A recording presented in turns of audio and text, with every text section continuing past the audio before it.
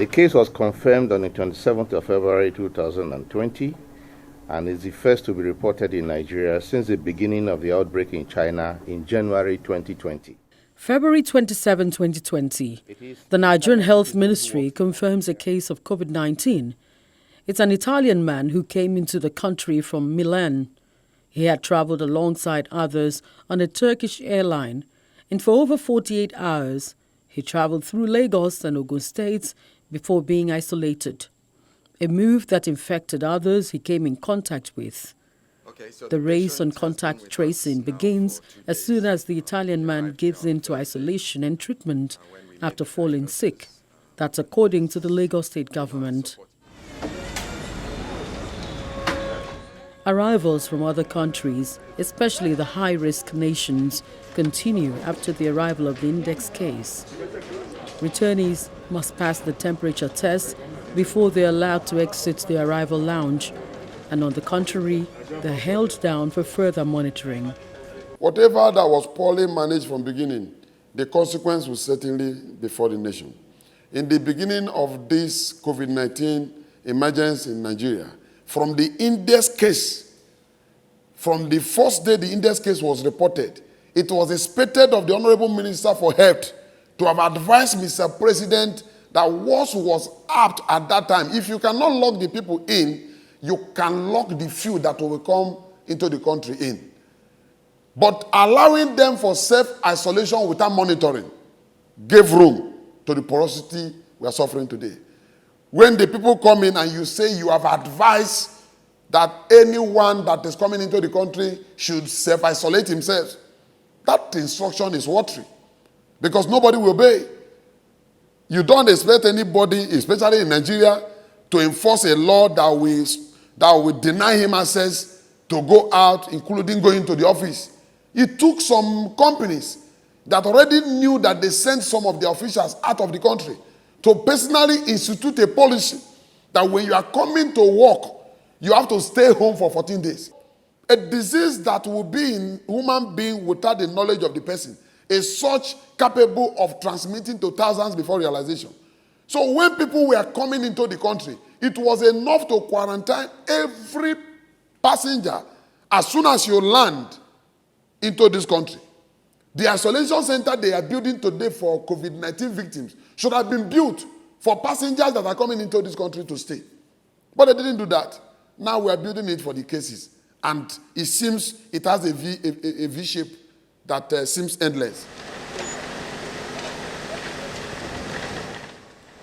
March 23, 2020. Government shuts down international travels, closing its airports a month after the index case. A development many have criticized as a late reaction. In weeks, there's a rise in the number of COVID-19 cases and not enough infrastructure to tackle the threat. Day after day, the nation records new cases with a spike in number. Lagos State leads the pack. Measures to contain the virus are announced to include the washing of hands, application of sanitizers, wearing of nose masks, social and physical distancing as the need arises. While these measures are reeled out, the government comes up with a more stringent measure, shutting down 2 states and the Federal Capital Territory, Abuja, for 2 weeks to encourage social distancing. The measure continues week after week on the imposition of restriction to interstate travels. The measures have been partially successful, I would say. But it is important that whatever strategies we adopt are fit for purpose, so that we don't just copy and paste. Because each environment has its own peculiarities. And we need to take measures that work for our environment. And as we progress in the implementation of a particular strategy, we should regularly also evaluate the effectiveness of those strategies so that we improve on our understanding of the outcomes of the strategy. Now, take for instance the issue of restriction on interstate movements, for instance. Of course, the whole idea is to ensure there is no transmission from state to state. But how well has that worked? Because whether we like it or not, this is still a single country.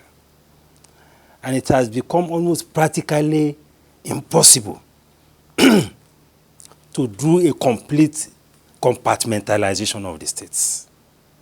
Look at what the Anambra state government is going through between Asaba and Onitsha. These are people who don't even recognize that there is this geographical boundary between them. It's almost impossible. It was chaos. The man blocked the entire bridge. People came down, they were trekking. They just used their leg to cross. So what have you achieved? Look at the case between Ogun State and Lagos State. You say, okay, there should be no interstate movement. Whereas a lot of people reside in Ogun State, they work in Lagos State. Some don't even know that they are in a different state.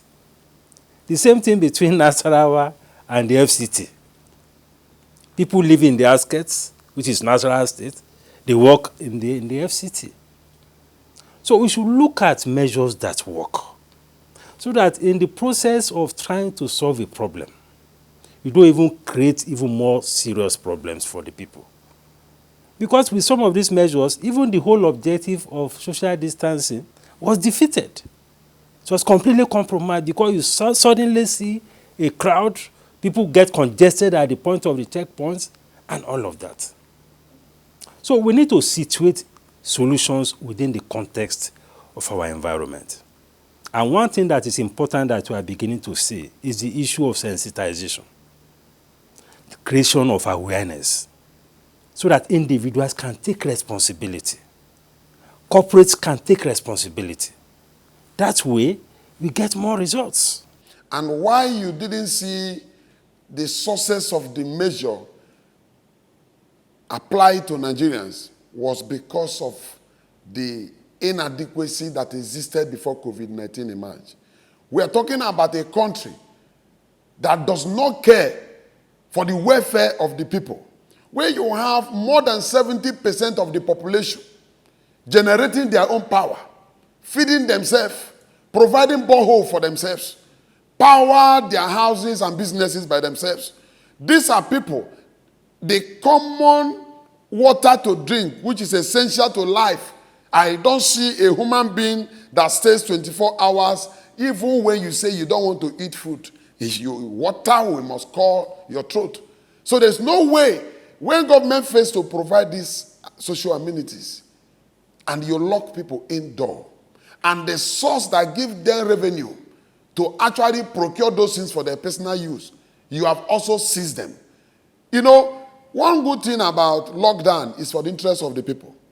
But another better thing that should come is when you have a data system. You know, this COVID-19 is also playing an open eye role to the nation. And I just hope government is seeing them. Because if we are not thinking of what to do after COVID-19, then the recession that they already assume they are into may continue for a longer time. So now, what did we not do right before this emergence of COVID-19? That we should use the essence of these circumstances to change them. I tell you, the measures put in place by government to control the populace in terms of safety measures did not work efficiently, because people were thinking of their personal gains in order to sustain their living standard. And the absence of it, government could not provide. Amid the lockdown, state and federal governments begin the distribution of palliatives to the poorest of the poor in a nation where 91% people live in extreme poverty, according to the report of World Poverty Clock, a Vienna, Australia-based data lab. Data of the poorest of the poor. With the assistance of the World Bank, we have what is called the National Social Register, where we've mapped out in practically all local governments of Nigeria those who are considered the most vulnerable. already some of them already get conditional cash transfers. But that again, compared to the numbers, it's not, it's not large enough. But now we have an opportunity of doing much more. We have an opportunity now with the President's directive of doing much more. In other words, looking at that social register and doing far more in terms of giving the poorest of the poor and the most vulnerable some kind of assistance.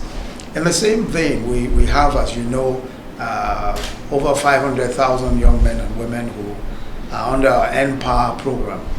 Now, the NPower program, as you know, is one where we provide opportunities for young Nigerians who have no jobs at the moment. Again, the President has asked that we take a look at that and to see how we can enhance that and see how we can do more, And I think that this presents yet another opportunity to widen the scope and provide more.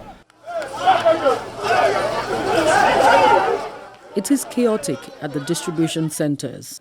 The billions of naira you hear today that has run into trillion, if I tell you that such money may still be in the hand of few people, somebody may say, do you have evidence? But the evidence will be the journey from where the money was collected to where it was distributed. They should make it public. Names of beneficiaries, nobody's interested. Communities that benefited this, what and what has been distributed.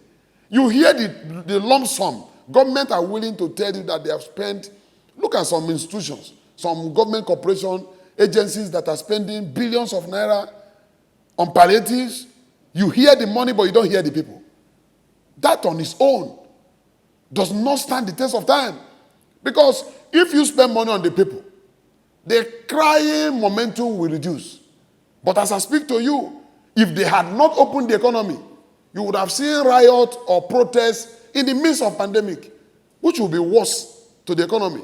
So you've given out monies to who? Which register did you use? How can you give out cash?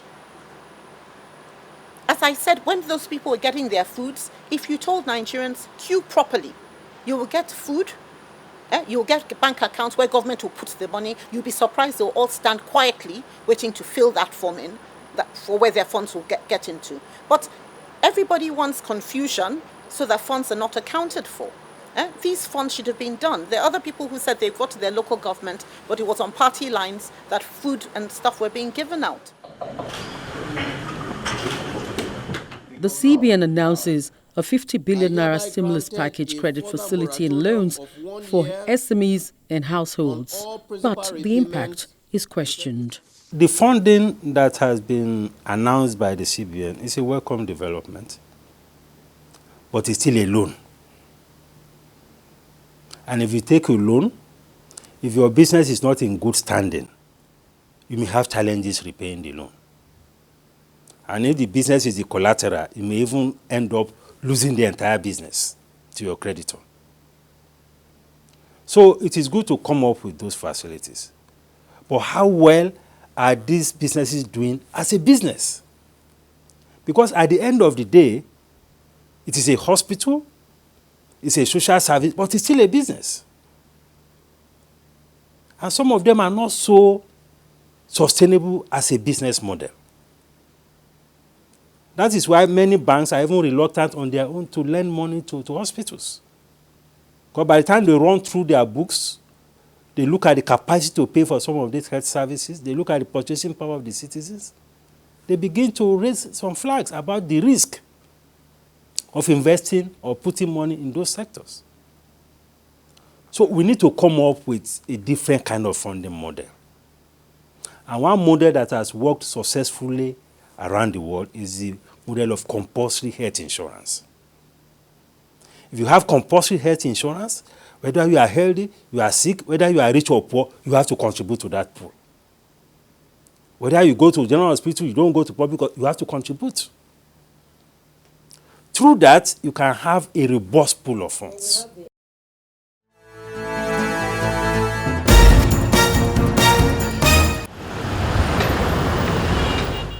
After about 5 weeks, the lockdown is partially eased.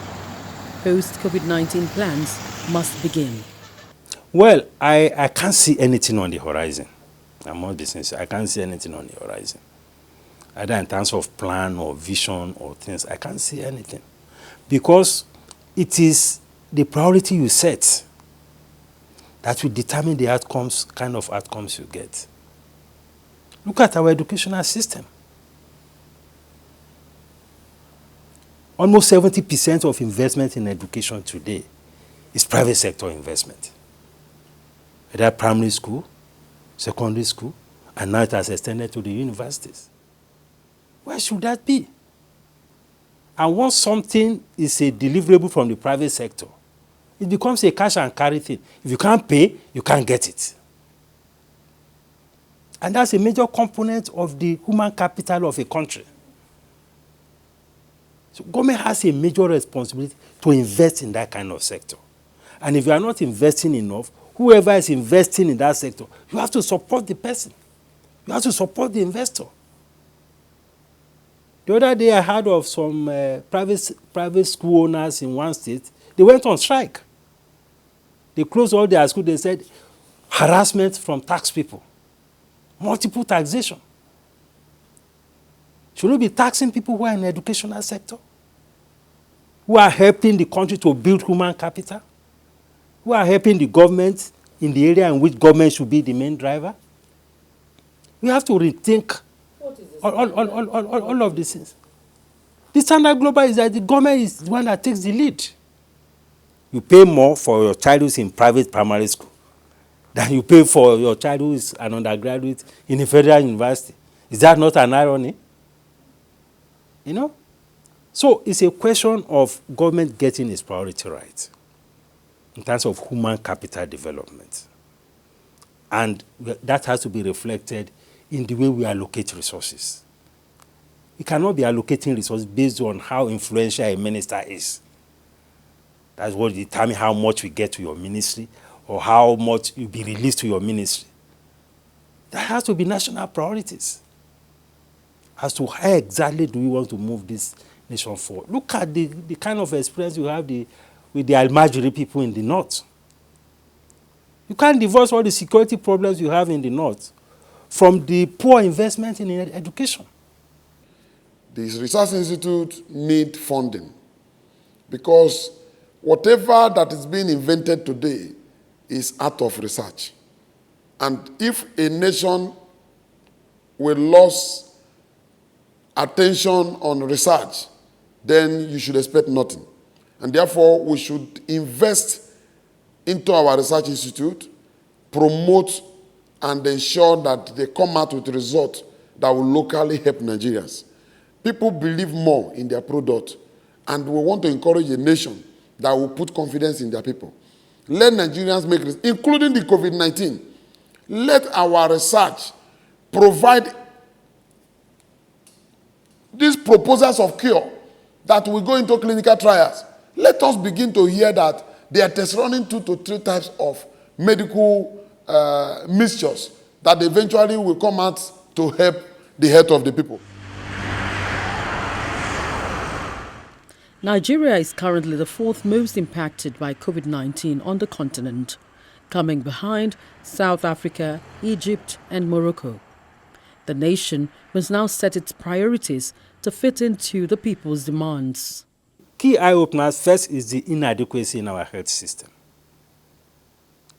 We have said this several times over. The Medical Association had gone on strike several times. Not so much about their salary, but about the quality of infrastructure, quality of health facilities. Investment in health sector is very, very poor. And health is a major component of human capital. What sustains a country or an economy at the end of the day is the quality of human capital. No matter how much natural resources you have, you need the right kind of human capital to be able to activate the resources to turn it into wealth, and wealth that is sustainable. So our failure, our lapses in investment in health, I think that has come to the fore. And I hope that we will take that lesson or learn the lesson from this COVID experience. Secondly, we know that government also has limitations in terms of financing. If you say government alone should finance the entire health infrastructure, it may be difficult, the same as in education. So I think another lesson from this is that we need private sector investment in the health sector. And there has to be a deliberate policy to stimulate and encourage private investment in health sector. It doesn't make sense to be clamping down on hospitals, on pharmaceutical companies for tax revenue. A hospital is not like a bank. It's not like just a manufacturing. It's like a social service. So if you have investors in that place, if you cannot give subsidy to them, you should not be imposing burdens on them. So we should save them the trouble of taxes, import duty on their equipment, company tax, and all of that, because the environment itself is difficult enough. If you visit some of these hospitals, if they tell you how much they spend on diesel alone, sometimes it's more than the totality of the salary that they pay their staff. Not to talk of other overhead that they have to meet. That is why I see some of them, cutting corners. They can't give the quality of drug that they want to give. They look for generic drugs and so on and so forth. So government has a responsibility to come up with a very robust framework of encouraging investors in the health sector, so that private sector investment can complement public investment. And that will also help to stem this medical tourism. All the millions and billions of naira that we spend going abroad for medical treatment, if you allow that space to happen in this economy, people will get their treatment here. And one of the lessons of the COVID is that we found ourselves in a situation where nobody could travel out. No matter how rich you are, you have to stay here to treat yourself if you have any medical condition. So we should focus on that. Public investment, private sector investment. And we create the environment for that to happen. We're talking about diversification of the economy. We're talking about lessening your spending on those things that are not relevant.